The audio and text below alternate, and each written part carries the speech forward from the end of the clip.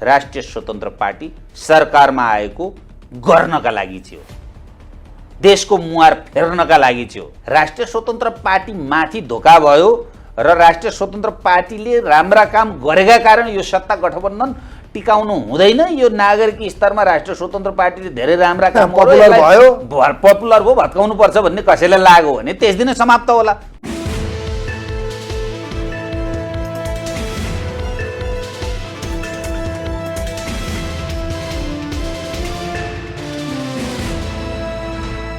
नमस्कार दर्शकवृन्द, यहाँहरूलाई हार्दिक स्वागत गर्न चाहन्छु। मनोज थानुक। आजको यो संवाद चक्रव्यूहमा हामी कुराकानी गर्दैछौँ। अधिवक्ता पनि हुनुहुन्छ, राष्ट्रिय स्वतन्त्र पार्टीको अनुशासन विभाग हेर्नुहुन्छ उहाँले। यज्ञमणि नेउपाने आजको अतिथि हामीसँग स्टुडियोमा हुनुहुन्छ। खास गरी फागुन 21 गते एकाएक रातारात भनौँ नयाँ परिस्थितिबाट राजनीति कोर्स टर्न भयो, नयाँ परिस्थितिमा पुग्यो। अर्थात् त्यो 79 को चाहिँ पुस 10 को परिस्थितिमा पुरानै गठबन्धन बिउतिनु पर्ने परिस्थिति बनेको छ। उक्त गठबन्धनमा राष्ट्रिय स्वतन्त्र पार्टी पनि सम्मिलित भएको अवस्था छ र उक्त पार्टीले अहिले सरकारका कैयौँ महत्त्वपूर्ण मन्त्रालय, खास गरी गृह प्रशासन, गृह मन्त्रालय, त्यसै गरी शिक्षा मन्त्रालय, श्रम मन्त्रालय र खेलकुद मन्त्रालय लिएर यसपटक जबरजस्त रूपमा जनताका पक्षमा डेलिभरी हुने गरी काम गर्ने उहाँहरूको अठोट छ। तर उहाँहरू सरकारमा सम्मिलित हुनु र उहाँको पार्टी सभापति रवि लामिछानेको विषयलाई लिएर संसदमा पटक पटक हङ्गामा सुरु भएको छ। आज मात्रै 10औं अर्ब रुपैयाँ ठगी गरेको र यो प्रकरणमा कहीँ कतै उन्मुक्ति दिन त्यही चाबी चाहिँ सुम्पिएको हो कि भन्ने कांग्रेसले जबरजस्त रूपमा यो विषय उठाएको छ र अहिले नथी लाउने प्रयास यतिखेर कांग्रेसले रवि लामिछानेलाई एउटा ढाल बनाउँदै सरकारलाई प्रहार गर्ने रणनीति अख्तियार गरेको देखिन्छ। यो परिस्थितिमा विवादास्पद मन्त्रालय र त्यसमा पनि कन्फ्लिक्ट अफ इन्ट्रेस्ट अर्थात् स्वार्थ बाजिने गरेर रवि लामिछाने गृह प्रशासन या गृह मन्त्रालयमा जानुले यतिखेर राजनीति वृत्त विशेषतः संसदमा सत्ता पक्ष र प्रतिपक्षको बीचमा जुवारी चलेको छ। यो किन विरोध भइरहेको छ र यसपटक यो मरिहत्ते किन गरियो भन्ने प्रश्न लागिरहँदा के अब सहकारी पीडितसँग जोडिएका विषय र जीवी राईसँग जुन उहाँको कनेक्सनको सवालमा प्रश्न उठाइएको छ, जीवी राईलाई पक्राउ गरेर यसको दुधको दुध पानीको पानी बनाउन रवि लामिछाने सफल होलान् या यसपटक यो विषय भने फलामको चिउरा चपाउनु जत्तिकै गाह्रो होला। आज यी यावत विषयसँगै वर्तमान सत्ता गठबन्धनको भविष्यलाई लिएर पनि अड्कलबाजी भइरहेको छ भने अर्कोतिर कांग्रेस र एमालेको नयाँ समीकरणको सम्भावना पनि आकलन गर्न थालिएको छ। यसमा राजनीतिमा आन्तरिक विषय र भूराजनीतिले खेल्न सक्ने सम्भावित घटनाक्रमहरू के हुन सक्छन्? आज यिनै विषयमा यज्ञमणि नेउपानेसँग आज हामी संवाद गर्नेछौँ। उहाँलाई म वेलकम गर्न चाहन्छु। नेउपाने सर नमस्ते, वेलकम, यहाँलाई स्वागत छ। धन्यवाद। नमस्कार। आराम हुनुहुन्छ? ठिक छु। यो विकसित घटनाक्रममा तपाईहरू एकाएक हिजो सरकारमा हुनुहुन्थ्यो पुस 10 मा, त्यसपछि विकसित घटनाक्रमले नयाँ मोर्चा बन्यो, नयाँ गठबन्धन बन्यो, फेरि फर्केर त्यही परिस्थिति बनिरहँदा तपाईहरू फेरि त्यो गठबन्धनमा जानुलाई मान्छेले विभिन्न किसिमले चाहिँ टिका टिप्पणी गरेको देखिन्छ। यज्ञमणि सर, यो खास यो संयोग हो कि यो परिस्थितिले बाध्य पारेको हो कि ओली र रविको कनेक्सन के हो, यो भाइ दाइको सम्बन्ध जस्तो हो कि या भनौँ रविलाई बालकोटले चाहिँ आशीर्वाद दिइरहनु पर्ने यो बाध्यात्मक अवस्था कसरी हो? यहाँबाट सुरु गरौँ प्लिज। यो देशको आवश्यकता हो, बदलिदो परिस्थितिको आवश्यकता हो र संसदभित्रको अङ्कगणितको आवश्यकता हो। यी तीनटै कुरा र साझा मुद्दामा केही न केही ऐक्यबद्धता भएको कारणले गर्दा यो गठबन्धन बन्न पुग्या हो। हिजो पनि यो गठबन्धन बनेको थियो, तर नेपाली कांग्रेसले अप्राकृतिक रूपमा हस्तक्षेप गरेका कारण तत्कालीन गठबन्धन भत्कन पुगेको थियो। त्यस पश्चात फेरि अगाडिकै रूपमा यो अहिले व्यवस्था पुग्या हो।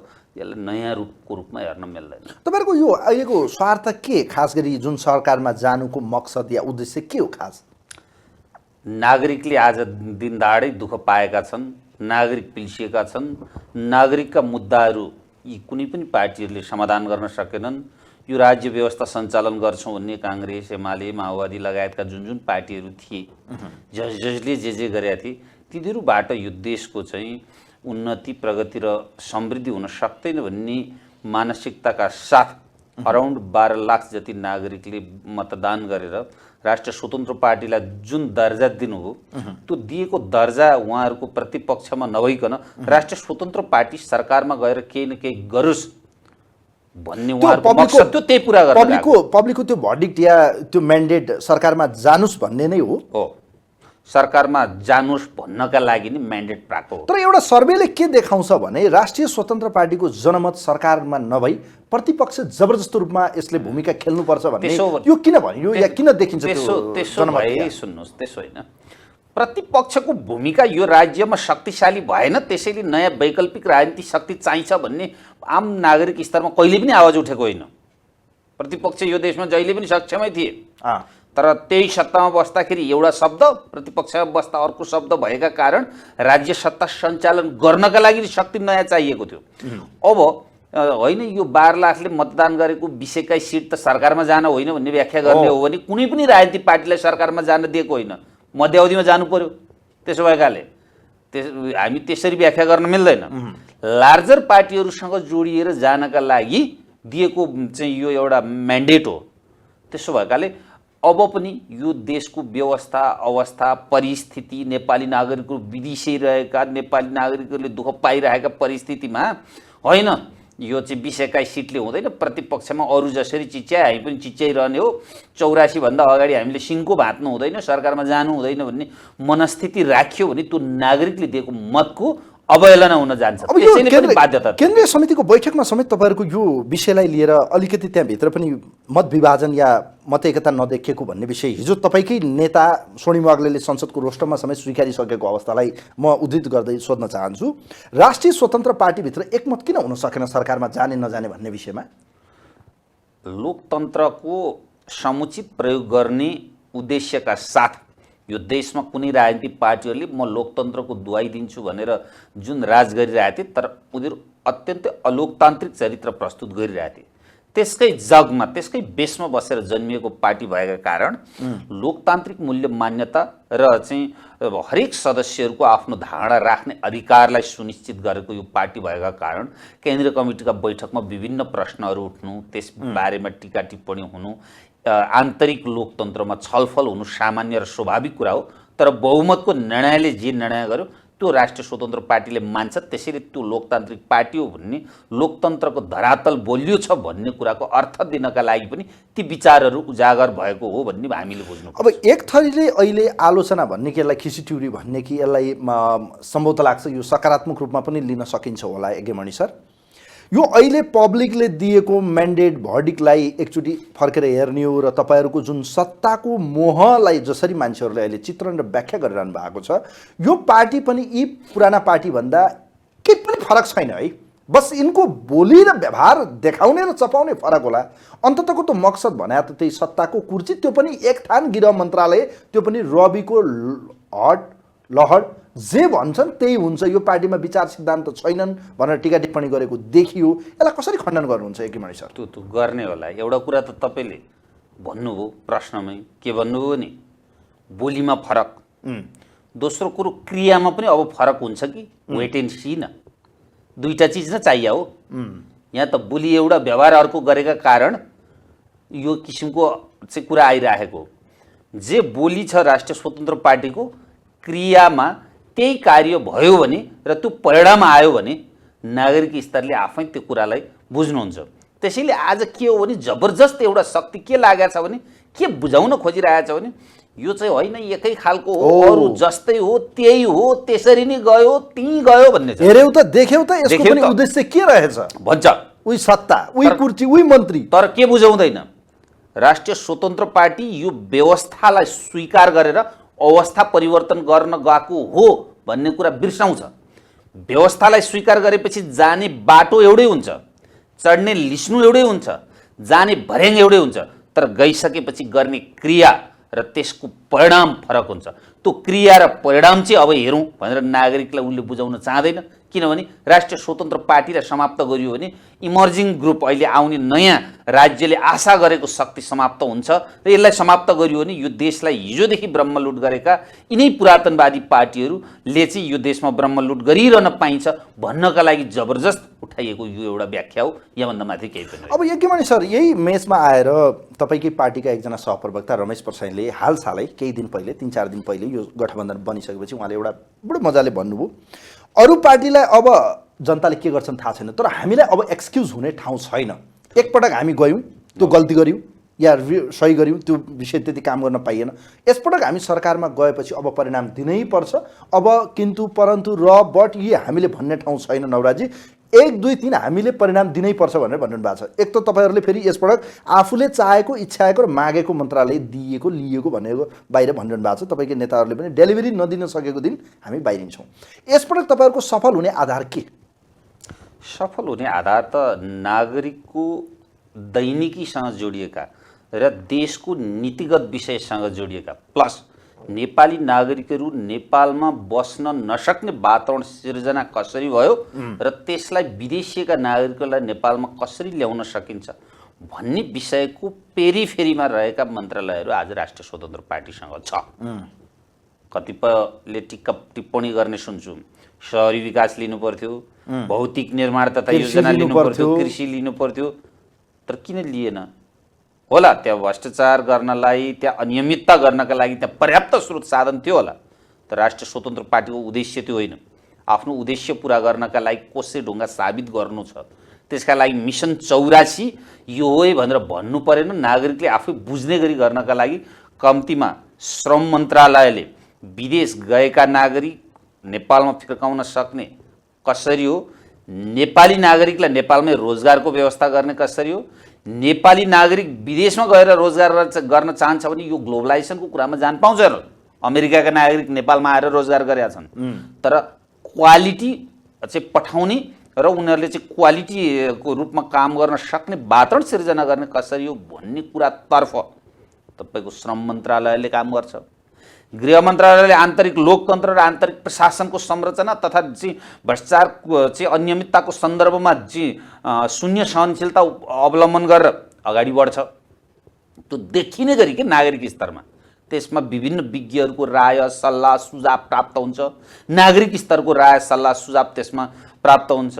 त्यसै गरी रहेका चाहिँ शिक्षासँग सम्बन्धित नीतिगत रूपमा के परिवर्तन गर्नुपर्ने छ र आजको शिक्षामा आवश्यकता हुने कुरा के हो, शिक्षाको गुणस्तर वृद्धिका लागि के कुन आयामहरू थप्नुपर्छ भन्ने कुरा अर्को मन्त्रालय छ, शिक्षा मन्त्रालय।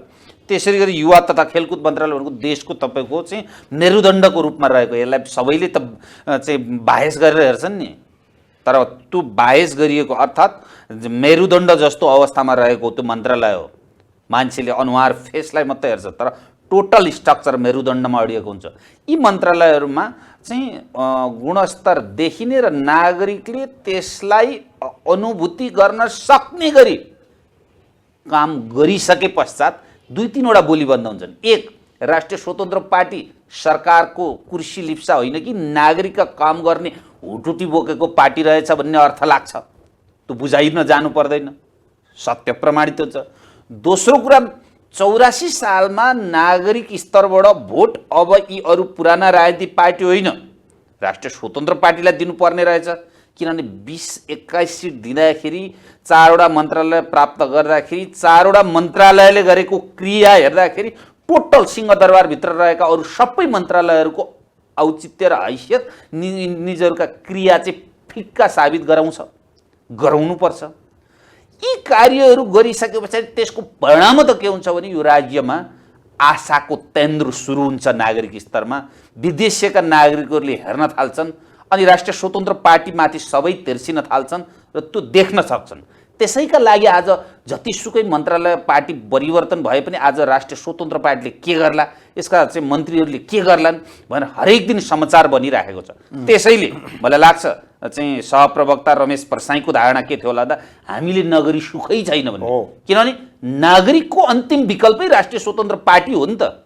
त्यो कुरा राष्ट्रिय स्वतन्त्र पार्टीका नेताले बुझ्नु भएको छ। आज जो मन्त्रालय लिएर चाहिँ जो मन्त्री भएर जानुभएको छ उहाँहरूले बुझ्नु भएको छ, केन्द्रीय कमिटीले बुझाएको छ, हामीले बुझेका छौँ र हामी बुझाउँछौँ।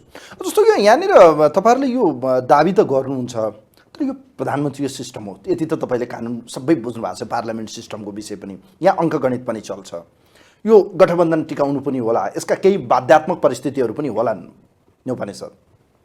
यो कोलिसनको सरकारमा यत्रा 2 मेजर घटकहरू हुँदाहुँदै तपाईँहरूले फ्रीलान्सर रूपमा चाहिँ काम गर्न दिन्छन् यिनले लाग्छ, या बाहिर भने जस्तै यो त फेरि चपेटामा छिर्यो नि, अब त यसले त ओली र प्रचण्डको यो पेलानमा पर्दा त भोलि त सिधै पनि दिन सक्छन्। त्यो कुरा राष्ट्रिय स्वतन्त्र पार्टीले नबुझेर गएको होइन के हो, दुईटा एमाले र माओवादीको पेलानभित्रको लिमिटेसन र घेरा नाग्ने क्षमता राष्ट्रिय स्वतन्त्र पार्टीले राख्छ र राख्नुपर्छ।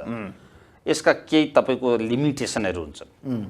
त्यो केही दायराभित्र बस्ला राष्ट्रिय स्वतन्त्र पार्टी, त्यो दायराभित्रै बसेर काम गर्दाखेरि पनि प्रशस्त गर्ने ठाउँहरू छन् र गर्दा गर्दै मानौ भ्रष्टाचार चाहिँ त्यहाँभित्रका चाहिँ विभिन्न अनियमितताको सन्दर्भमा राष्ट्रिय स्वतन्त्र पार्टीले ऐना चाहिँ सार्वजनिक गर्दा, मौजुदा कानुनी व्यवस्थाको अप्टिमम प्रयोग गर्दा र त्यसको चाहिँ शून्य सहनशीलतामा कार्यान्वयन गर्दाखेरि त सत्तामा आसीन अरू राजनीतिक पार्टीहरूले राष्ट्रिय स्वतन्त्र पार्टीले गरेका राम्रा क्रियाका कारण राज्य सत्ता सञ्चालन गर्न नदिने निर्णय गरेर राष्ट्रिय स्वतन्त्र पार्टी सरकारबाट बाहिरिनु पर्ने परिस्थिति हो भने नागरिकले बुझ्छन् र 84 सालमा अब यी पार्टीलाई शून्यतामा कायम गर्नुपर्ने र राष्ट्रिय स्वतन्त्र पार्टीलाई यो किसिमको मत दिँदा यसले काम गर्न सक्ने परिस्थिति बन्ने रहेछ भन्ने आम नेपाली नागरिकले बुझ्नुहुन्छ कि आजका नेपाली नागरिकहरू हिजो 46 सालका, हिजो चाहिँ 7 सालका, हिजो चाहिँ 17 सालका नागरिक होइन। त्यसैले नागरिकलाई झुक्याउँछु, ढाँट्छु र राष्ट्रिय स्वतन्त्र पार्टीको अस्तित्व समाप्त गर्छु, यसलाई सत्तामा लगेर प्यारालाइज गर्छु, यसलाई कुनै काम गर्न नदिएर यसलाई समाप्त गर्छु, पुरानै राजनीतिक पार्टी जस्तो हो भन्ने बनाइदिन्छु भन्ने कसैले सोचेको छ भने त्यो पनि दिवा सपना हो। तर ओलीजीले चाहिँ यो पटक पटक तपाईँहरूलाई यो मन्त्रालयमा या सत्तामा लग्नुले कहीँ कतै एमालेको रणनीति या ओलीको रणनीति तपाईँहरूलाई सफल बनाउने बढी देख्नुहुन्छ कि तपाईँहरूलाई फेलियर गराउने सपना? मलाई व्यक्तिगत रूपमा के लाग्छ भने ओलीले राष्ट्रिय स्वतन्त्र पार्टीलाई सफल र असफल भन्दा पनि भइराखेको सत्ता गठबन्धनलाई परिवर्तन गर्नका लागि गणितीय रूपमा राष्ट्रिय स्वतन्त्र पार्टी प्रयोग गरे हो, हिजो पनि आज पनि। निर्णायक तपाईँहरू हो नि त, अहिले निर्णायक हो, अहिले पनि छोडिदिनु। तर यसको अर्थ गणितका कुरामा सबैले मान्नुपर्छ। अघि मैले भने व्यवस्था परिवर्तन होइन, अवस्था परिवर्तनको राष्ट्रिय स्वतन्त्र पार्टीको मूल मुद्दा, व्यवस्थाभित्रका पनि समस्याहरू समाधान चाहिँ युद्ध आतङ्कबाट होइन कि चाहिँ ब्यालेटबाट गर्न सकिन्छ भन्ने राष्ट्रिय स्वतन्त्र पार्टीको बुझाइ, जसको प्रदेशको सन्दर्भमा त्यसमा धेरै नजाउँ। अहिले यो भइसके पछाडि त्यहाँ ओली, प्रचण्ड या चाहिँ कुन व्यक्तिको संलग्नताले गर्दाखेरि कसलाई कहाँ पुर्याउँछन् भन्ने अवस्थामा पुग्दैन कि यो कुरा। कम्तीमा आज त प्रेस छ, तपाईँहरू जस्तो मिडिया हुनुहुन्छ, मिडियाले मिनेट मिनेटमा वाच गरिराखेको छ। बजेटदेखि चाहिँ हरेक कुराहरू चाहिँ अथवा मन्त्रालयका आफ्ना काम कर्तव्य अधिकारहरू छन्, ती काम कर्तव्य अधिकारको दायराभित्र रहेर कुनै पनि मन्त्रीले आफू मन्त्रालयभित्र आफ्नो काम क्रिया गर्दै जाँदाखेरि प्रधानमन्त्रीको नाङ्गो हस्तक्षेप हुन सक्दैन। हेर्नुहोस्, हुनु पनि हुँदैन। त्यो भयो भने त्यो त नागरिकले पनि तपाईँको सडकमा पनि आवाज उठाउन सक्ने, तपाईँहरू मिडियाले खबरदारी गर्न सक्ने, हामी जस्तै आम नागरिकहरूले चाहिँ समाजमा बोल्न सक्ने अवस्थामा पनि त छ नि त। त्यो यी पनि त यो चाहिँ सोसाइटीको एउटा चाहिँ अर्गान्स हो नि। त्यसो भएकाले आज राष्ट्रिय स्वतन्त्र पार्टी जुन जगबाट बनियो नि, त्यो जगले नै उहाँहरूलाई काम गर्न दिन्छ र उहाँलाई अवरोध गर्ने कसैसँग भित्री इच्छा हुँदाहुँदै पनि उहाँहरूले अवरोध गर्न सक्नुहुन्न भन्ने परिस्थिति सिर्जना हुन्छ भन्ने बुझाइ राष्ट्रिय स्वतन्त्र पार्टीको सिङ्गो बुझाइ हो कि। अब यो तपाईँहरू सरकारमा सम्मिलित भएसँगै संसदमा अहिले हङ्गामा सुरु भएको छ, तपाईँले हेरिरहनु भएको छ। खास गरी तपाईँको पार्टी सभापति जो अहिले गृह मन्त्रालय र उप प्रधानमन्त्री हुनुहुन्छ, उहाँले स्वार्थ बाजिने गरेर त्यही इच्छाएर मलाई त्यही चाहिन्छ हटै गरेर लिनुभयो भन्ने आरोप लागेको छ। अर्कोतिर उहाँको एउटा प्रकरण खास गरी सूर्यदर्शन सहकारीसँग जोडिँदै रवि लामिछाने र जीवी राई गीतेन्द्र बाबुको चाहिँ यो जोडिएको विषयलाई बडो अहिले चाहिँ राजनीतिक वृत्तमा एउटा हलचल मच्चेको अवस्था छ। यो मन्त्रालय नै किन लिने, जुन मन्त्रालयमा उहाँ उप छानबिन छ, उहाँमाथि मुद्दा दर्ता छ, सिआइबीले अनुसन्धान गरिरहेको छ, त्यही मन्त्रालयमा जानुलाई मान्छेले अलिकति जिब्रो टोक्ने परिस्थिति तपाईँहरूले बनाउनु भयो। कहीँ कतै यहाँ कन्फ्लिक्ट अफ इन्ट्रेस्ट मुद्दालाई प्रभावित पार्ने, आफू चोखिने, जेल जानबाट बच्ने यो रणनीतिका साथ गृह प्रशासन गृह मन्त्रालयमा जानुभएको हो कि? पहिले हामीले कन्फ्लिक्ट अफ इन्ट्रेस्टको प्रिन्सिपल के हो, यसका के आयाम छन्, कस्तो परिस्थितिलाई कन्फ्लिक्ट अफ इन्ट्रेस्टको प्रिन्सिपल इम्प्लिमेन्ट हुन्छ हामीले अलिकता बुझ्नुपर्छ। कोही व्यक्तिलाई हुँदै नभएको कुनै पनि चिजको बहाना लगाइदिएर कुनै एक केन्द्रको नामको एउटा निवेदन कुनै ठाउँमा लगेर झटारो हालिदिने, अनि त्यो नटुङ्गिन्जेलसम्मका लागि त्यो कन्फ्लिक्ट अफ इन्ट्रेस्ट भन्ने हो भने यी नेपालका कुनै पनि नेताका विरुद्धमा मन्त्री हुन आँटो भने जुन मन्त्रालय हुन आँट्छ त्यही मन्त्रालयको कुनै पनि ठाउँमा लगेर एउटा उजुरीको फ्याँकिदिए हुन्छ।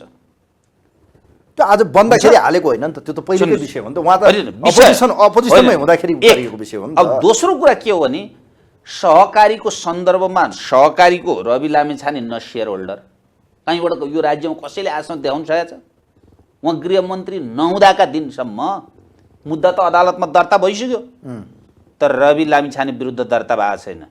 रवि लामिछाने का सन्दर्भमा अनुसन्धान गर्दाखेरि अभियोजन गर्दाखेरि न रवि लामिछानेको सहकारीमा उपस्थिति, न सदस्यता, न ऋण लिएको, न ऋण खाएको, न मासेको, न त्यो सहकारीको रुपियाँ अपचलनहरूको त्यो त कहीँ पनि देखिँदैन। देखिन्छ के जीवी राई उहाँका पार्टनर हुन्छ, बिजनेस पार्टनर। त्यो बिजनेस पार्टनरले गरेको उसको कार्यकालको कार्यको परिणाम अर्को पार्टनरले लिने होइन। फौजदारी कानुनको एउटा दायित्व के हुन्छ भने जसले गर्यो त्यसले बेहोर्ने हो। सिभिल इस्युको सन्दर्भमा के हुन्छ भने बरु त्यसको केही न केही अपुताली खाने या हकदार या सेयर होल्डरको कुनै दायित्व हुन्थ्यो होला। उठाइएको विषय क्रिमिनल, उठाइएको विषय सहकारीको रुपियाँ अपचलन, सहकारीको सदस्य भए ऋण लिए, ऋण खाए, ऋण तिरेन, यो भाष्य त कहीँ पनि छैन। जम्मा भाष्य के पार्टनरसँगको बिजनेस पार्टनर भएको र चाहिँ उनले चाहिँ गुडविल सेयर लिएका कारणले गर्दाखेरि पनि स्वार्थ बाजिन्छ भन्ने संसारमा व्याख्या हुँदैन। यहाँ मात्रै होइन, त्यसका प्रिन्सिपल छ, त्यसको जुरिस्प्रुडेन्स छ।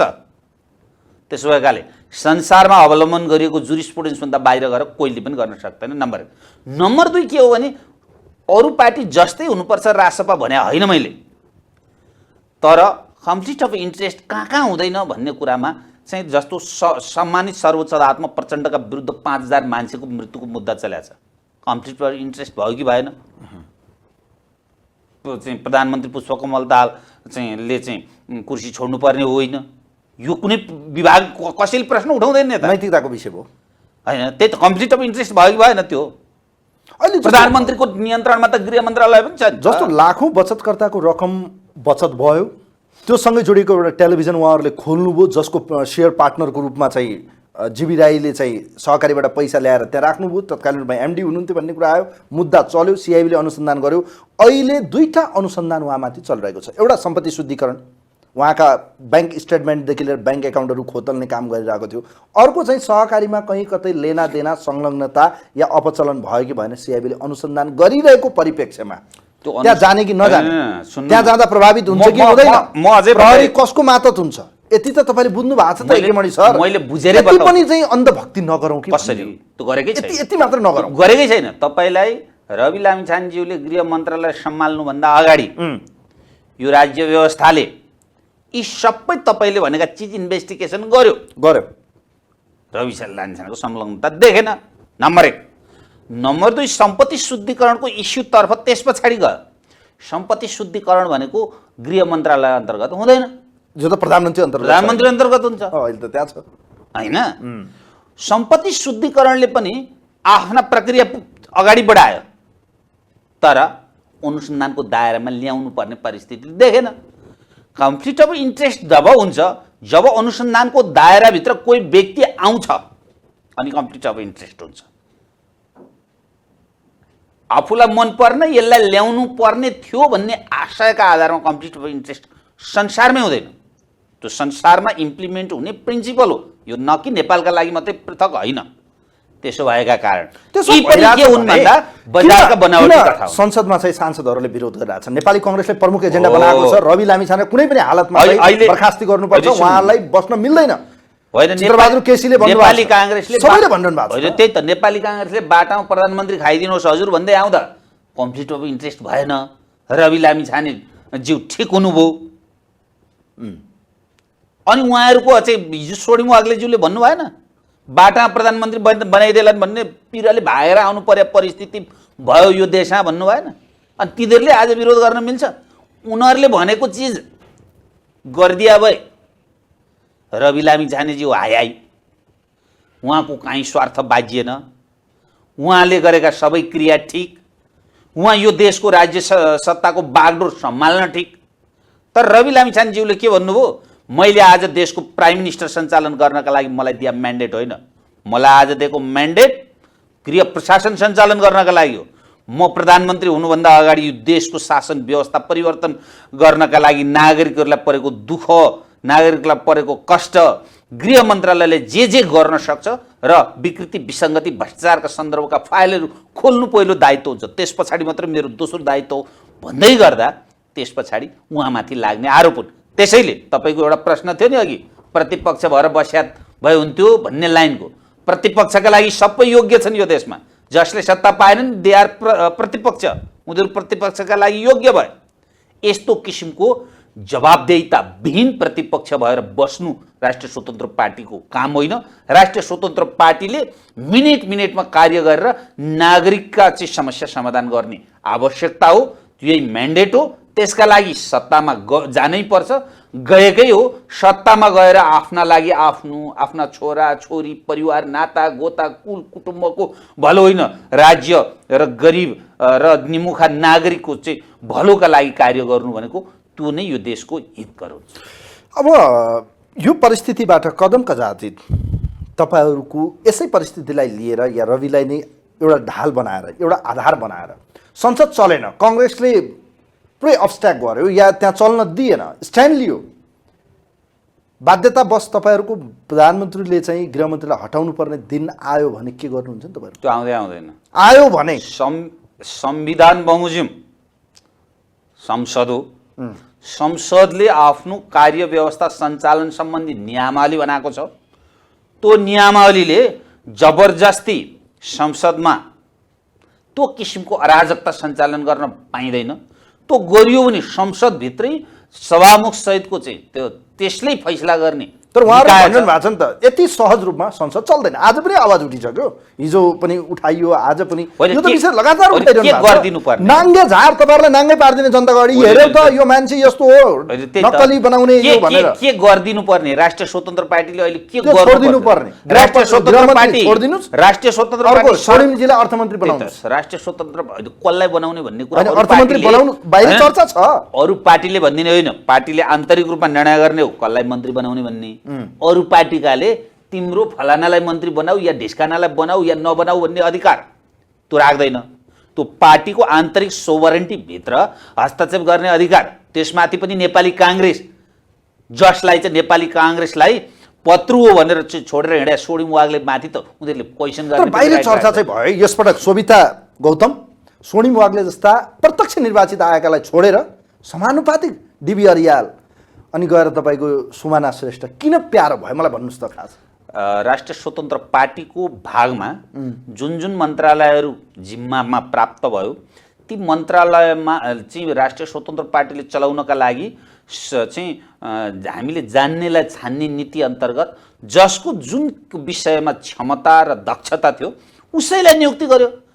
कानुन मन्त्रालय भएको भए तपाईँले भने शोभिता गौतमलाई अगाडि सार्थ्यो, अर्थ मन्त्रालय प्राप्त भएको भए सोडिम वाग्लेलाई अगाडि सार्थ्यो होला। एउटा विज्ञताको आधारमा, विज्ञताको आधार नम्बर 1। नम्बर 2 समानुपातिक पद्धति पनि राष्ट्रिय स्वतन्त्र पार्टीको अरूको जस्तो टीका लाएर प्राप्त गर्ने होइन। यसभित्र आन्तरिक प्रतिस्पर्धा गरेर आन्तरिक चाहिँ चुनाव गरेर त्यसमा चाहिँ हामीहरूको चाहिँ रोस्टर तयार भएको हुँदा उहाँहरू पनि निर्वाचित हो। त्यसो भएकाले अनि त्यसलाई चाहिँ हाम्रो संविधानले पनि के भन्छ भन्दाखेरि उहाँहरूलाई सांसद बनाउन मिल्छ भन्छ। बाहिर प्रचार त भयो नि त, विभेद गरियो, यिनलाई चाहिँ पाखा लगाए, जे गरे पनि जुत्ता कुल्चेर भए पनि न्युै खोज्नु छ भने त के लाग्छ र भने अरूले अस्तिका दिन चाहिँ चुनाव हारेकालाई हिजो तपाईँको राष्ट्रिय सभामा चाहिँ विभिन्न दलसँग चाहिँ अप्राकृतिक गठबन्धन गरेर होस् या नागरिकले हुत्याएका व्यक्तिलाई चाहिँ विभिन्न बहानामा सरकारमा ल्याएर उहाँहरूलाई राख्दाखेरि सांसद बनाउँदाखेरि ठिक हुने राष्ट्रिय स्वतन्त्र पार्टी भनौँ न, सुमना आजसँग राष्ट्रिय स्वतन्त्र पार्टीको तर्फबाट टिकट पाएर चुनाव हारे मान्छे हो। नागरिकले उहाँको चाहिँ नागरिकको अभिमतबाट उहाँ तिरस्कृत मान्छे होइन, डिपी अरियाल हो होइन। अनि ज्ञान के छ, सुमना उहाँ त्यो युनिभर्सिटीबाट शिक्षा क्षेत्रमा त्यो ज्ञान हासिल गरेर आउनुभयो, कम्तीमा यतिको राम्रै मान्छे राखिदियो नि त भन्नुको सट्टा त अर्कैतर्फ घुमाएको छ। डिपी अर्याल जसले तपाईँको नेपालको वैदेशिक रोजगारको सन्दर्भ र तपाईँको चाहिँ श्रमसँग सम्बन्धित विभिन्न ठाउँमा राजनीतिमा आउनुभन्दा अगाडि विज्ञको हैसियतले नेपाल राज्यले त्यतिखेर काङ्ग्रेस कम्युनिस्ट माओवादी यिनीहरू नै हुँदाखेरि शासक हुँदाखेरि चाहिँ विज्ञको रूपमा आइदेऊ न बस्देऊ न भनेर चाहिँ उसँग राय सल्लाह सुझाव प्रतिक्रिया लियो अनि आज त्यही मन्त्रालय प्राप्त हुँदा पठाउँदाखेरि अनि त्यो चाहिँ विभिन्न बहानामा विभिन्न चाहिँ जालझेलपूर्ण शब्द नागरिक स्तरमा छर्नु भनेको त्यो चाहिँ नागरिक पुरानै 7 सालका छन् बुझ्दैनन् भन्नुदेखि बाहेक के हो र? अब यो गठबन्धन नयाँ बनेको छ सर, यसलाई लिएर अहिले मान्छेले अड्कल काट्न थालेका छन्, आकलन गर्न थाले कि अब के हुन्छ, यो गठबन्धनको भविष्य कति हुन्छ, कति दिन सरकारमा बस्ने होला, यो गठबन्धनको भविष्य कति लामो होला भनेर प्रश्न हुँदैछ। यो गठबन्धनको भविष्य राष्ट्रिय स्वतन्त्र पार्टीका कारण भविष्य यसको चाहिँ छोटो हुँदैन। भने यसलाई धोका दिने पक्षमा राष्ट्रिय हुनुहुन्न। स्वतन्त्र पार्टीले धोका दिँदैन, तर राष्ट्रिय स्वतन्त्र पार्टी माथि धोका भयो र राष्ट्रिय स्वतन्त्र पार्टीले राम्रा काम गरेका कारण यो सत्ता गठबन्धन टिकाउनु हुँदैन। यो नागरिक स्तरमा राष्ट्रिय स्वतन्त्र पार्टीले धेरै राम्रा काम पपुलर भयो भत्काउनु पर्छ भन्ने कसैलाई लाग्यो भने त्यस दिन समाप्त होला। बाद बाँकी राष्ट्रिय स्वतन्त्र पार्टीले फेरि यो चाहिँ सरकारमा अस्थिरता अनि देशलाई मध्यावधिमा लाने, देशको चाहिँ भाग्य भविष्यमाथि खेल्ने काम गर्ने। अब तपाईँहरूको नजरमा चाहिँ प्रचण्ड यति प्रिय एकपटक होइन 2 पटकसम्म यस्तो लभ के पर्यो तपाईँहरूको कि जसले गर्दा त्यत्रो मान्छे मारेर आएर 17,002 भनेर लेख्या होइन? अस्तिसम्म त सुन्नुहोस् है, यो विषय सदनमा उठ्यो।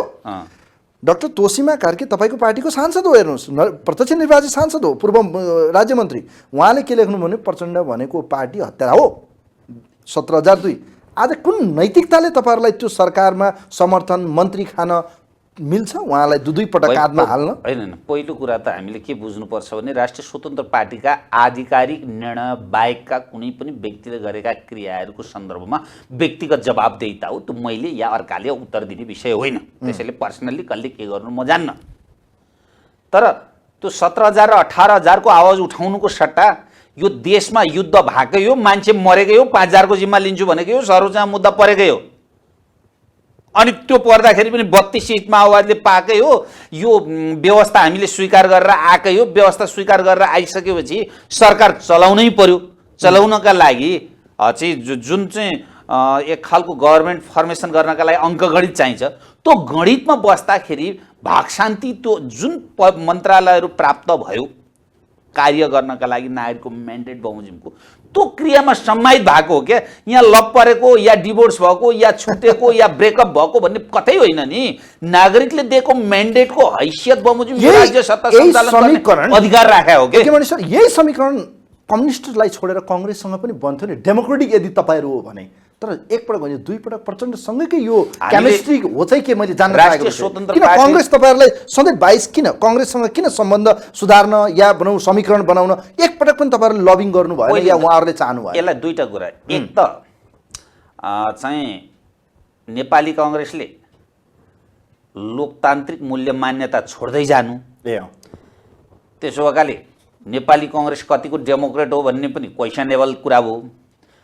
दोस्रो कुरा त के हो भने नेपाली कांग्रेस र राष्ट्रसभा मात्रै मिल्दाखेरि पनि सत्ता गठबन्धन तयार हुन सक्ने अङ्कगणित नहुनु।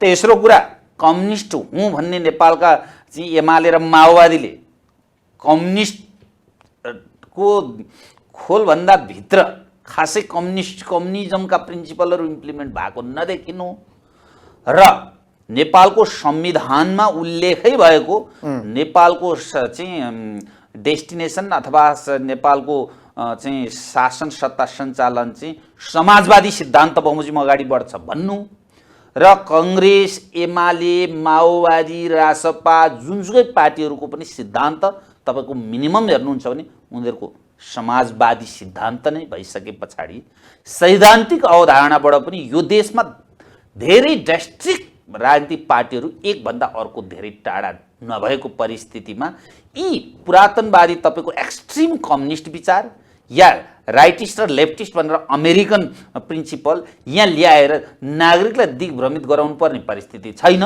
जोसँग एलायन्स हुन सक्छ, एलायन्स के विषयमा भन्दा मुद्दामा हुनु पर्यो के। यो देशको भाग्य भविष्य तपाईँलाई लाग्छ त्यसो भए प्रधानमन्त्री पुष्पकमल दाहाल प्रचण्ड देश बनाउन खोजिरहनु भएको छ? उहाँको वरपरका मान्छे जस्ता जस्ता विषयहरू बाहिर आए, अहिले सुन पुन यो जुन उहाँहरूका पार्टीभित्र देखिरहेको विषय, अर्कोतिर चाहिँ अब यता यो अरू पृष्ठभूमि त मैले भनिरहनु परेन, यो सबै परिस्थितिलाई जस्तो उहाँले आफ्नो परिवारवादलाई लिएर चाहिँ जसरी आफ्नो भाइलाई ल्याउनु भयो, यी सबै क्रियाकलापलाई हेर्दा पुष्पकमल दाहाल प्रचण्डको अहिले मकसद देश बनाउने, देशमा सुशासन ल्याउने देख्नुहुन्छ? यसर्थ तपाईँहरू जानुभयो भन्ने विश्वस्तता हुने ठाउँ छ? यो विश्वास हो प्रचण्डले देश बनाउँछन् लाग्छ तपाईँलाई?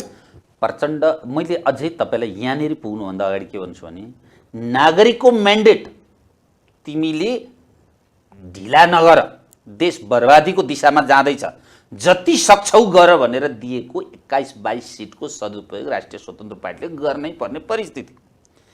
यता चाहिँ अहिले बनिराखेको तपाईँले राखेको प्रचण्ड अनि चाहिँ पुन र दुई भाइ पुन अनि चाहिँ सुनका कुरा जुन छन्, यी कुरा अर्कातिर अवस्था छ। कहीँ न कहीँ यो अनुसन्धानको दायरा गृह प्रशासन अन्तर्गतै पर्ला। राष्ट्रिय स्वतन्त्र पार्टीले सरकारमा जाँदाखेरि चाहिँ गरेको सम्झौता सहकार्य के हो भन्दाखेरि जुन मन्त्रालय र जुन अधिकार प्राप्त गरेको छ त्यसमा चाहिँ हस्तक्षेप हुनु हुँदैन भन्ने साझा सिद्धान्त र चाहिँ तपाईँको भ्रष्टाचारको सन्दर्भमा शून्य सहनशीलता अपनाउनका लागि सबै चाहिँ सत्तामा आसीन पार्टीहरू एकमत भएको अवस्था र परिस्थितिका कारण सरकारमा गएको। त्यसैले प्रधानमन्त्रीले के गर्नुहुन्छ उहाँलाई हेर्न बाँकी छ, तर प्राप्त भएका मन्त्रालयमा चाहिँ गर्छौँ भन्ने प्रतिबद्धताका साथ गएको हो। गर्छौँ या गर्न सक्छौँ भनेर नारा मात्रै लाउँदा नागरिक स्तरमा यिनै केही व्यक्तिहरूले के भुक्दै थिए भन्दा राष्ट्रिय स्वतन्त्र पार्टी 20-21 सिट ल्याएर सिनको पनि भाँचेन भन्ने प्रश्न उठिरहेको थियो, तर त्यतिखेर सत्तामै थिएन। अहिले सत्तामा जाँदाखेरि जुन किसिमको अफवाह फैलाउन खोजिन्छ त्यो नागरिक स्तरमा हामीले चिर्नु थियो। त्यसैले पनि तपाईँको मिडियामा आएर मैले कुनै बनावटी झुटा कुरा गर्न छैन, राष्ट्रिय स्वतन्त्र पार्टीलाई जबरजस्त चाहिँ प्रचार गर्नु छैन। नराम्रो काम गरे भने हामीहरूलाई 84मा नागरिकले नराम्रै व्यवहार गर्छ, हेर्न बाँकी छ, तपाईहरु टेस्ट गर्न बाँकी छ। यसको मतलब तपाईहरु सामान्य प्रधानमन्त्रीलाई सफल बनाउने मकसदका साथ सरकारमा हो नि होइन? होइन, प्रधानमन्त्री होइन, यो सरकारै सफल हुनुपर्छ। सरकार सफल भनेको नागरिकका मुद्दा सफल हुने हो। नागरिकका मुद्दामाथि सम्बोधन हुनु भनेको राज्यलाई कहीँ न कहीँ पोजिटिभ दिशामा अगाडि बढाउने हो। यो राज्यलाई पोजिटिभ दिशामा अगाडि बढाइयो भने राष्ट्रको अर्थतन्त्रदेखि लिएर सामरिक कुरादेखि लिएर देशकाबाट विदेशीका नागरिकदेखि लिएर देशको राजनीतिक आर्थिक सामरिक परिवर्तनमा चाहिँ ठुलो योगदान हुन्छ। त्यसैले यसमा अब ढिला गर्नु हुँदैन। जति ढिला गर्यो त्यति ड्यामेजको लेभल हाई हुन्छ। कुनै घाउ एउटा निश्चित सीमासम्म उपचार गरियो भने त्यो फर्स्ट स्टेजको क्यान्सर होला, त्यसलाई किमो दिँदा होला, तर 5औं स्टेज क्रस गर्यो भने ही विल डाई, अब किमोले काम दिँदैन भन्ने जुन विज्ञानको सिद्धान्त हो नि। अब नेपाली राजनीति नेपाली परिवेशमा पनि अब पनि वेट एन्ड सीमा बस्दा 84 रुँगेरै बस्दाखेरि मात्रै पनि यो देश ड्यामेज भइसक्छ भनेर केही न केही मलमपट्टि 84 सम्म गरौँ। मिसन 84 छँदैछ, 84 पछाडि के गर्छ भन्ने देखाउन सकिन्छ भन्ने हो। एकदमै सर, अब सरकारमा जाने तर पनि मारिरहने अनि 84 किन चाहियो तपाईहरुलाई? हजुर, तर किन चाहियो? हजुर, सरकारमा गएर तर भने के खाना चाहिँ होइन, त्यही त तपाई पहिला हामीले के बुझाउनु सक्नुपर्छ भने हामीले अहिले 21-22 सिट लिएर सरकारमा जाँदाखेरि तर मार्यौं कि नागरिकलाई चाहिँ प्रत्याभूत गर्यौं यो तरको भन्ने हामीले देखाउने हो। यो देखाइसकेपछि 84 मा सायदै बोल्नु नपर्ने परिस्थिति निर्माण गर्ने हो, किनकि यिनीहरूले गर्छौं भन्नु परेन क्या, गर्छन् भन्ने त्यो एउटा बेस बनाउने हो। अनि त्यस दिन त बोली बन्द भएर यी अहिले त्यो किसिमले चाहिँ जुन टिप्पणी गर्नेहरू कुन तर्क शास्त्र बोकेर अगाडि हिँड्छन् होला भन्ने चाहिँ अनुमान गरौँ न। अब 84 का लागि त्यसो भए अहिले तपाईहरु यो बेस बनाउने या भनौँ एउटा जग निर्माण गर्ने आधार मात्रै हो भनौँ होइन? मानिलिनुहोस् 4 वर्ष तपाईहरुले काम गर्ने अवसर पाउनुभयो, प्रधानमन्त्रीसँग सँगसँगै जानुभयो, कोलिसन चेन्ज भयो या भनौँ कोलिसनकै एउटा पार्टनर चेन्ज भएर अर्को प्रधानमन्त्री आउनुभयो। मानिलिनुहोस् यो परिस्थितिमा तपाईहरु 4 वर्ष काम गरेर भोलि जनताको बीचमा जाँदा 84 मा जनताले तपाईहरुको यो 4 वर्षको यदि बाँकी समय यदि निरन्तर रह्यो भने त्यो परिणाम हेरेर जनताले भोट दिन्छन् लाग्छ तपाईहरुलाई? काम गरेपछि नागरिकले बुझिहाल्छन् नि। नागरिकले बुझ्दैन र अहिलेको नागरिक 7 सालको छ र तपाईहरुको मिडिया त्यतिकै नजिक छ, सबै कुरा सम्प्रेषण हुन्छ। 4 वर्षका ठाउँमा 4 महिनामै हामीलाई चाहिँ खेदे भने पनि त्यो पनि नागरिकले हेर्छन्, 4 वर्ष काम गर्न दियो भने त्यो पनि नागरिकले हेर्छन्। तर देख्छन् नागरिकले के चाहिँ भन्ने यसमा चाहिँ विश्वस्त दिलाउनुपर्छ। तपाईँ मार्फत नागरिक स्तरमा राष्ट्रिय स्वतन्त्र पार्टी सरकारमा आएको गर्नका लागि थियो, देशको मुहार फेर्नका लागि थियो, देशमा रहेको गरिबी निर्मूल गर्नका लागि हो। अहिले नै सबै सकिन्छ भन्ने होइन, कम्तीमा मर्निङ सोज द डे केही न केही देखाउनका लागि आएको। त्यसैले यसमा दिग्भ्रमित गराउने, भ्रम फैल्याउने, आज 6 दिनको के गर्यो रासपाले भन्ने यस्ता तर्कशास्त्रमा कोही पनि लाग्नु हुँदैन भन्ने हाम्रो हनीमुन मनाउनुस्, तपाईहरु 100 दिन मनाउनु पर्छ, त्यो बेलासम्म आलोचना गर्ने पक्षमा म चाहिँ छैन। म यहाँ जान्न चाहेको विषय सर, तपाईहरुले व्यापक निराशा देख्नुभयो, यी दलहरुको विकल्पको रूपमा तपाईहरु आउनुभयो, 84 मा तपाईहरु स्पष्ट मेजोरिटी ल्याउने होइन, बहुमत। त्यो 84 मा के ल्याउने भन्ने कुरा हाम्रा क्रियाले आउने एन्सर हो। त्यसैले अहिले भन्नै पर्छ, अहिलेको लक्ष्य त त्यही हो नि। लक्ष्य त नागरिकले त्यही भनिराख्नु भएको छ। मिसन 84 मा मेजोरिटी दिनुपर्छ भन्ने नागरिकले भनेको आवाज तपाईहरुको मिडिया मार्फत आइराखेको, त्यो चिजलाई राष्ट्रिय स्वतन्त्र पार्टीले अनुसरण गर्नका लागि तम तयार छ। अब यो मिसन 84 भनिरहनु भएको छ, पुराना दल या अहिलेको यो जुन संसदीय अङ्कगणित देख्यो, यो हेर्दा तपाईँ जतिको बौद्धिक व्यक्तित्व कानुनविदलाई यो पनि हेक्का होला, यो पनि अनुमान र एउटा अध्ययन होला, यो वर्तमान निर्वाचन प्रणालीबाट त्यो मेजोरिटी आउँछ लाग्छ सर? त्यसका के यसो छ, दुईटा कुरा, नआउने त होइन, सबै नागरिकहरू चाहिँ एउटै ठाउँमा आउनु हो भने आउन नसक्ने होइन, तर आउन अत्यन्तै गाह्रो परिस्थिति छ है। तर परिस्थिति के हुन सक्छ भने समयको अन्तरालमा नयाँ शक्तिहरूको मेजोरिटी हुन सक्छ। त्यतिखेर नयाँ शक्तिहरूका मुद्दा एक ठाउँ हुन सक्छन्, नयाँ सोच एक ठाउँ आउन सक्छ, पुराना राजनीतिक दलहरू समाप्त हुन सक्छन्। त्यो भइसके पछाडि कहीँ न कहीँ हाम्रो संवैधानिक व्यवस्था र हाम्रो सङ्घीय प्रणालीको यो भेगिलो व्यवस्थालाई केही न केही चेन्ज गर्नुपर्ने परिस्थिति छ। राष्ट्रिय स्वतन्त्र पार्टीले के भन्यो, अवस्था परिवर्तन मूल हो, तर व्यवस्थामा परिवर्तन चाहिँ हामीले चाहिँ भोटबाटै गर्न सकिन्छ भन्नु। त्यसो भएकाले यसमा यो प्रणालीबाट राष्ट्रिय स्वतन्त्र पार्टी या यससँग जोडिएका अथवा केही नयाँ चाहिँ शक्तिहरूको मद्दतबाट यो देशको भाग्य भविष्य परिवर्तन गर्न सकिन्छ भन्ने कुरामा विश्वास हुनुपर्छ। 84 हेर्न बाँकी छ सर, त्यो बेलासम्म नयाँ दलको रूपमा तपाईँले भने जस्तै नयाँ शक्तिहरू बालिन्जीहरू पनि आउने चर्चा चलिरहेको छ। तथापि अब त्यो परिस्थितिले के हुन्छ, त्यही त परिस्थिति के हुन्छ हेर्न बाँकी छ सर। अब यो जान्न चाहेको विषय जुन शासकीय प्रणाली छ यसमा तपाईँहरूको रिजर्भेसन मैले देखेँ हालसालै तपाईँहरूको केन्द्रीय समितिको बैठकबाट पनि बझाङमा नउठाउने प्रदेशमा, इलाममा तपाईँहरू चुनावमा उठ्दै हुनुहुन्छ। यसको मतलब 84 मा पनि तपाईँहरूको रोजाइ प्रदेश हुँदैन होइन त? अब के हुन्छ त्यसो होइन, यसरी बुझ्नुपर्छ। राष्ट्रिय स्वतन्त्र पार्टी चाहिँ सङ्घीयताको विरोधी नै हो भन्ने होइन, तर सङ्घीयताको मोडेल यो जुन छ यसको चाहिँ यो भद्दापनको विरोधी हो यो अवस्था। किनभने हामीले सूक्ष्म रूपमा के अध्ययन गर्यौँ भन्दा शाहवंशीय उदय पश्चात पनि विभिन्न पूर्व पश्चिम लगायतका विभिन्न ठाउँहरूमा चाहिँ यो 22-24 राज्यहरूलाई एकीकरण गर्दाखेरि पनि कहीँ न कहीँ एक किसिमको फेडरल कन्डिसन थियो। पछि चाहिँ नेपाल एकीकरणको मूल रूपमा त्रिभुवन पछाडि महेन्द्र आउँदाखेरि पनि यो देशलाई के गरियो भने 5 वटा चाहिँ विकास क्षेत्रका नाममा भन्नुहुन्छ या 14 वटा अञ्चलका नाममा भन्नुहुन्छ वा चाहिँ हिमाल पार तराईका नाममा भन्नुहुन्छ, कहीँ न कहीँ अञ्चलाधीशका नाममा भन्नुहुन्छ। यो देशलाई चाहिँ केही न केही मोडालिटीमा चाहिँ तपाईँको विकेन्द्रीकरण गरिएको थियो। त्यो एक खालको तपाईँको चाहिँ फेडरल सिस्टमकै केही न केही चाहिँ तपाईँको चाहिँ नजिकको पन हो। यो भने के हो भन्दा ताप्लेजुङलाई हेर्न काठमाडौँभन्दा विराटनगरबाट छिटो र सजिलो हुन्छ भने हो। त्यसो भएका कारण त्यो किसिमको मोडालिटीमा जान सकिन्छ, तर आवश्यकता नै नभएका सांसद, आवश्यकता नै नहुने मन्त्रालय, आवश्यकता नै नहुने भेगिलो चाहिँ संरचना, ती चिजहरूलाई राखेर देशको प्रशासनिक खर्चमा चाहिँ अर्थतन्त्र समाप्त गर्ने, देशको चाहिँ अर्थतन्त्रलाई प्रशासनिक खर्चमा समाप्त गरिसकेपछि विकास निर्माणका लागि चाहिँ देशको अर्थतन्त्रै नरहने परिस्थिति रहनु हुँदैन भन्ने कुरामा गम्भीरतापूर्वक राष्ट्रिय स्वतन्त्र पार्टीले आफ्नो दृष्टिकोण 84 सम्ममा बनाउला। अनि त्यस पछाडि प्रदेशमा जाने नजाने, जाँदा कुन मोडेलमा जाने, कुन अवस्थामा जाने भन्ने कुरो सुझबुझका साथ निर्णय गर्छ। अब अहिले तपाईँहरू कोलिसनमा हुनुहुन्छ, आसन्न अबको केही समयपछि सम्भवतः लाग्छ वैशाख जेठमै उपनिर्वाचनको मिति तय भइसकेको अवस्था छ सर।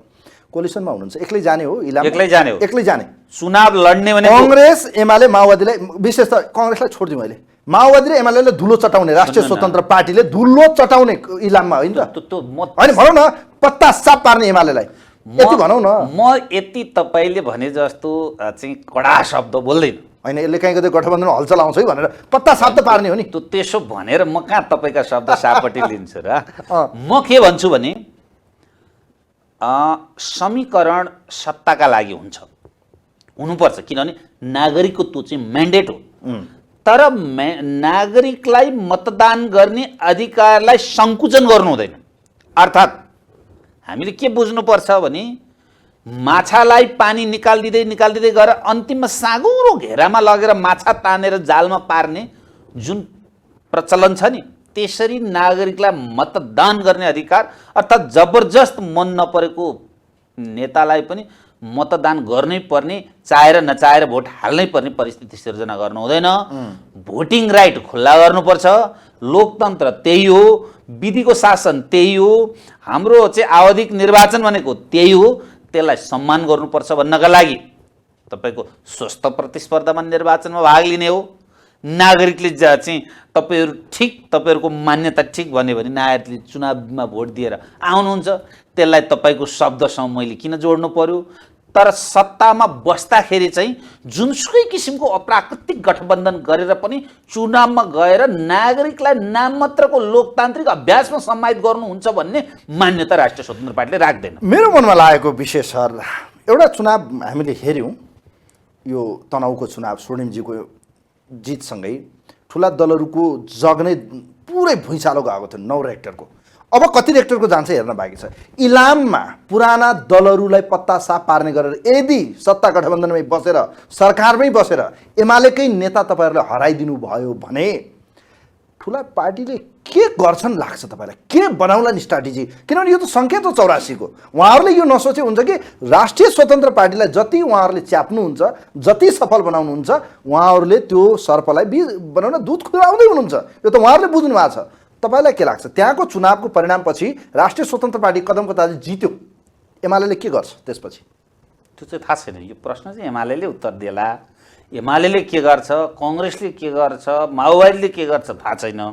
राष्ट्रिय स्वतन्त्र पार्टीले चाहिँ त्यो संसदलाई सिंहदरबार ल्याउँछ अनि उसलाई दायित्व पुरा गर्न लाग्छ। इनको ठुलै घन्टी त बज्छ होला, ढ्याङ्ग्रो त जोरले बज्छ होला। अब राष्ट्रिय स्वतन्त्र पार्टीले 21 सिट ल्याएर अरू सिट नल्याउँदाखेरि हामीलाई टाउको दुखा छैन भनेपछि लोकतान्त्रिक पार्टी भन्ने नेपाली कांग्रेस त झन् नागरिकले दिएको मतलाई सम्मान गरेर हामीले गल्ती गरेछौँ। निर्वाचन क्षेत्र कसको? एमालेको। अहिले कसले जितेर आउनु भएको थियो? सुभाष चन्द्र नेमाङ। यही त छ त पुरानो। अहिले कसको विरासत हो? सुभाष चन्द्र नेमाङको। एमालेलाई पत्ता साफ पार्नुभयो, हराइदिनु भयो। कहाँ विरासत हुन्छ? नागरिकमा न विरासत हुन्छ न नेपाली नागरिक। हेर्नुहोस्, बेलायतले चाहिँ इन्डियालाई चाहिँ राज्य गरे जस्तो त्यो चाहिँ के भन्छ शरणार्थीको हैसियतमा बस्या हुन्, होइनन्। नेपाली समाज, नेपाली माटोमा विरासत बन्ने छँदै छैन, नम्बर 1। नम्बर 2, फेरि तपाईँले, म त इलामलाई प्रत्यक्ष बुझ्ने मान्छे। इलाम कसरी बुझ्नुपर्छ भने इलाम इन्डियासँग जोडिएको ठाउँ मात्रै होइन, इलाम सुन्दरताले भरिभराउ भएको ठाउँ मात्रै होइन, इलाम पर क्यापिटा इन्कममा नेपालभरिका सबै नागरिकभन्दा माथि भएको ठाउँ मात्रै होइन। लिट्रेसी साक्षरताको दर नेपालभरिका जिल्लाहरू मध्येको 7औं जिल्लामा पर्छ, स्मरण रहोस्। त्यति चेतना स्तर भएको ठाउँ हो। ती चेतनशील नागरिकले गरेको दिएको अभिमतको ती तपाईँले भनेका पार्टीहरूले कदर गर्नुपर्छ र गर्नुपर्छ। के भन्दा यो देश बनाउने ठेक्का राष्ट्रिय स्वतन्त्र पार्टीको मात्रै हो भने होइन के, यी अरूले नगरेका कारण राष्ट्रिय स्वतन्त्र पार्टी जन्मिया हो त गरिदिनु नि। 84 सम्ममा इलामले त्यस्तो मेसेज दिँदाखेरि ए नागरिकहरू हामीले नगरेका कारण हाम्रा विरुद्धमा भएछन्, यसले हामीलाई ठुलो क्षति हुने रहेछ भनेर बचे कुचेको 4 वर्षमा आजसम्म यो देशलाई ब्रह्मलुट गरेको समाप्त गर्नु, यो देशमा भएका सबै व्यथितिको समाप्त गर्नु र होइन रासपा होइन हामी नि सच्यौँ है भनेर नागरिकलाई लेसन दिनु के, त्यो दिएपछि उहाँहरूले शासन गर्दा नहुने भनेर रासपा आएको हो र थोडा। राष्ट्रिय स्वतन्त्र पार्टीमा आएका मान्छे खान नपाएर, लाउन नपाएर, काम नपाएर, जागिर नपाएर आएका होइनन्, सबै चिज त्यागेर आएका हुन्। हिजो जहाँबाट आएका हुन् ती जान्छौँ हामी, म वकिल हुँ, वकालत गर्न जान्छु।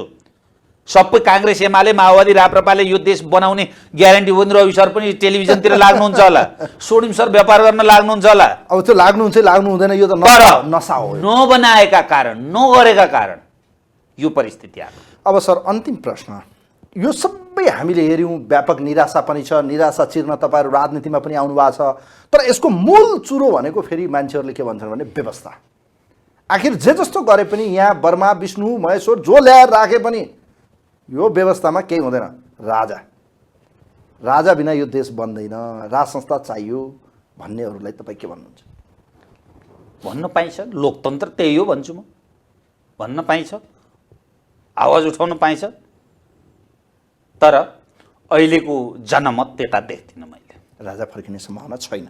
आजको जनमत त्यो देखिन्न र आज हामीले केलाई विश्वास गर्नु हुँदैन भने यत्रो देशभरिबाट छानेको नेता त खराब निस्किन्छ, व्यक्ति समान हो। हामीले विष्णु महेश्वरको अवतार भनेर भ्रम नपारौँ।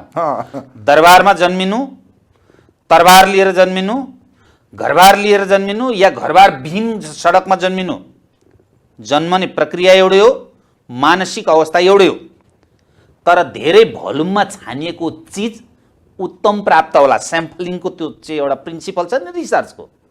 त्यसो भएकाले राजा एउटा साह्रै सानो घेरामा छान्ने चिज हो भने राष्ट्रपतीय प्रणाली भनेको टोटल देश 3 करोडको घेराबाट छान्ने चिज हो।